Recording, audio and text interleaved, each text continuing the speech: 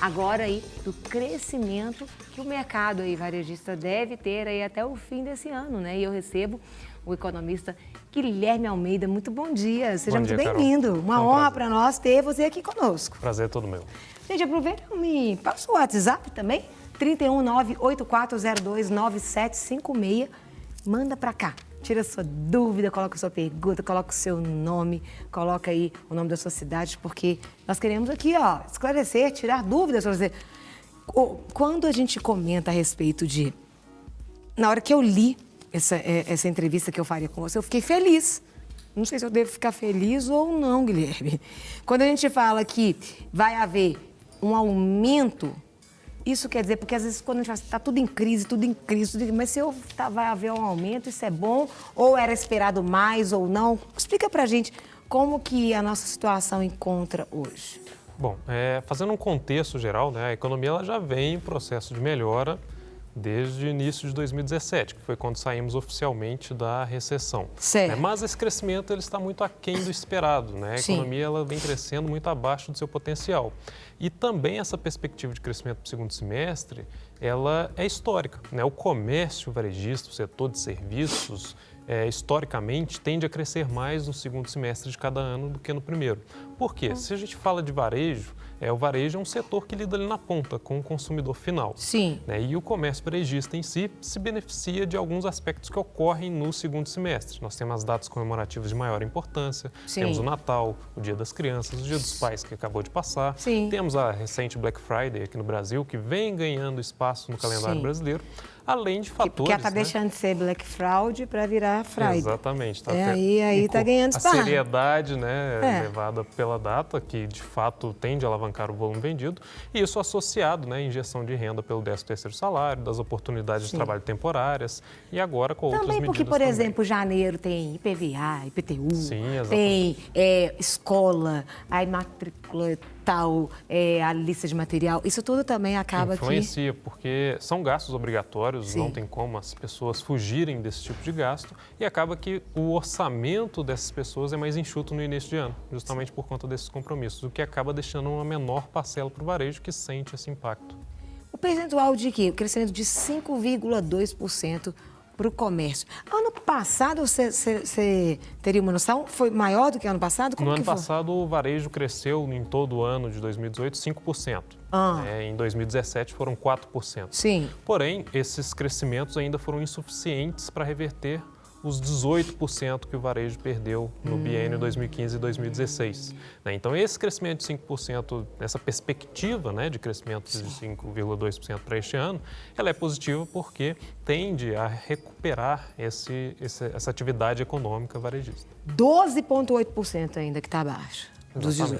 Exatamente. E aí, eu pergunto, quais são as perspectivas de aumento, né, do jeito que você tem visto, observado a nossa situação atual? Bom, o varejo, como ele lida na ponta, né, ele depende muito de comportamento, de escolhas das famílias. Sim. E hoje nós temos um problema particular no brasileiro, que é o autoendividamento, a inadimplência elevada. Né, e isso pode ser uma trava para a recuperação do setor neste segundo semestre. Né, nós temos uma pesquisa recente do SPC que mostra aí que mais de 40% dos brasileiros estão em uma situação de inadimplências e essa situação de inadimplência ela impossibilita a contratação de crédito, de compra parcelada, de compra até mesmo pelo cartão de crédito. E isso acaba deixando esses consumidores à margem do mercado. Né, e isso pode impactar o varejo caso esses consumidores não regularizem sua situação financeira. Mas nessa linha nós temos aí algumas políticas econômicas que podem contribuir para a regularização dessa situação financeira, que é a injeção de recursos do FGTS, programada agora já para setembro. A gente tem observado também até várias entrevistas aqui, as micro e pequenas empresas têm aumentado também, né? Exatamente. Micro e pequenas empresas são portes de empresas que costumeiramente abarcam muita mão de obra, empregam muita gente, principalmente pessoas que estão em busca da primeira oportunidade de emprego. Sim. Né? Pessoas sem experiências acabam encontrando a oportunidade no setor do comércio, principalmente em micro e pequenas empresas, por isso elas têm uma importância ainda maior, né, nesse movimento de recuperação. Também acabou sendo uma opção para quem foi mandado embora, né, quem passou por esse processo. Sim, que é aquele empreendedorismo por necessidade, né? Muitas pessoas Se você pegar Também estatísticas por isso oficiais... também uma grande inadimplência deles também. Exatamente. Se você pegar as estatísticas oficiais do IBGE, Sim. mais de 3 milhões de pessoas buscam emprego há mais de 2 anos. Né? Então, muitas acabam recorrendo à abertura de empresas justamente para entrar aí, obter uma renda, entrar no mercado de trabalho. Uau! E o que você diria... agora, dentro desse percentual, por exemplo, desse comércio varejista, teria algumas áreas que são ainda as queridinhas? Bom, tem as naturalmente que apresentam um desempenho mais resiliente, até mesmo em período de crise, são os segmentos que lidam com bens de primeira necessidade. Aí entram o segmento alimentício e também o segmento farmacêutico. Sim. As pessoas não podem deixar de consumir em períodos de crise alimentos e medicamentos. Então, são segmentos naturalmente mais resilientes. Infelizmente, o farmacêutico está aumentando cada dia. Hoje, também com as doenças emocionais, o farmacêutico tem aumentado muito, né? Exatamente. A parte de Porque cosméticos não é só doença cai, física, mas a o parte emocional tem atacado aumenta. tanto. Exatamente. E acaba que é um setor que apresenta uma resiliência, né? O volume vendido ele não é influenciado tanto pela conjuntura. E uma pergunta, dentro desse percentual, por exemplo, no comércio varejista, o homem, saberia dizer, por exemplo, se tem alcançado mais o homem ou a mulher acaba que tem consumido mais? Porque, por exemplo, a mulher, às vezes a gente pode consumir às vezes mais em quantidade, mas o homem, ele consome mais no custo. Então, por exemplo, ele vai mexer com uma coisa que envolve um carro, então gasta mais. A gente vai comprando outras coisas, a gente até tem essa multidisciplinariedade.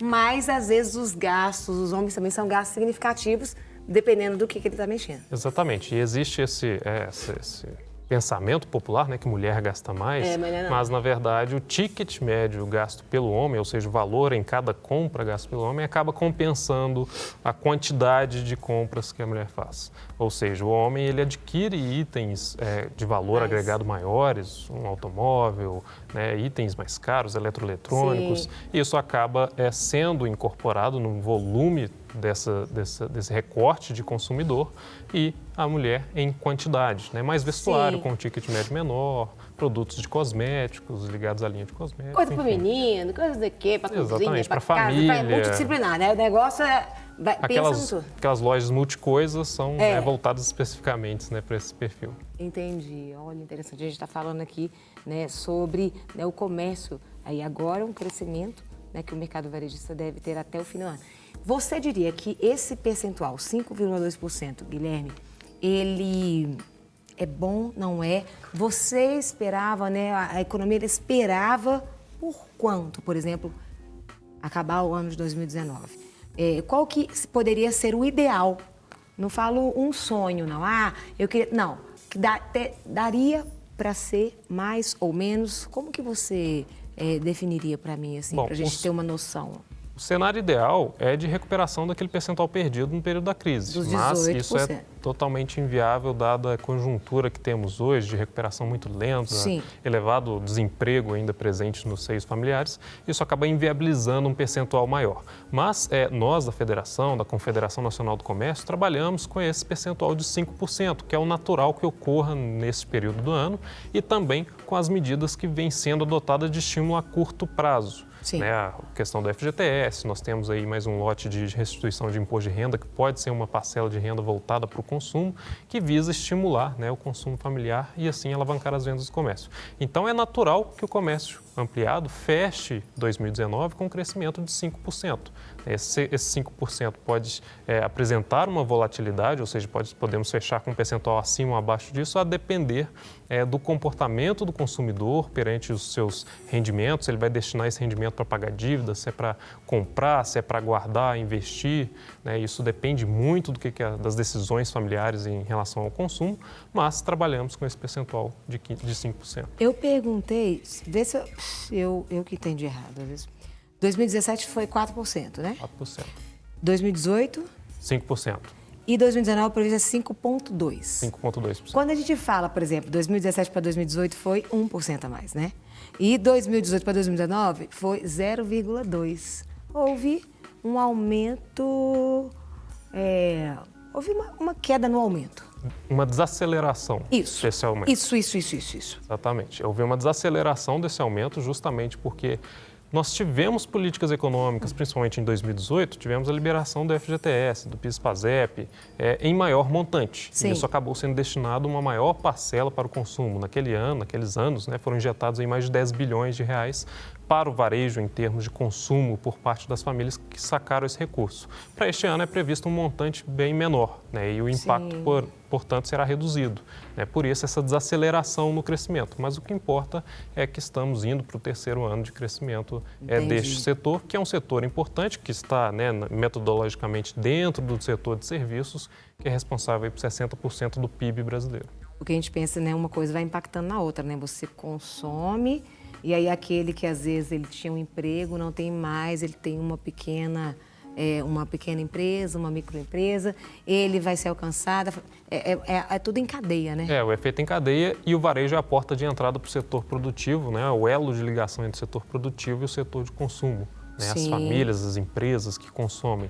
E é importante esse impacto de aumento no varejo, porque o varejo, para atender o consumidor final, ele demanda para o atacado, que demanda para a indústria, e assim nós temos todo esse efeito. E essa importância desse crescimento. Não quer ficar um segundo por fora da nossa programação? Agora você pode nos acompanhar através das plataformas digitais. Não perca tempo, acesse, curta e siga-nos. Fique por dentro de tudo o que acontece por aqui. Rede Super, inspirando você.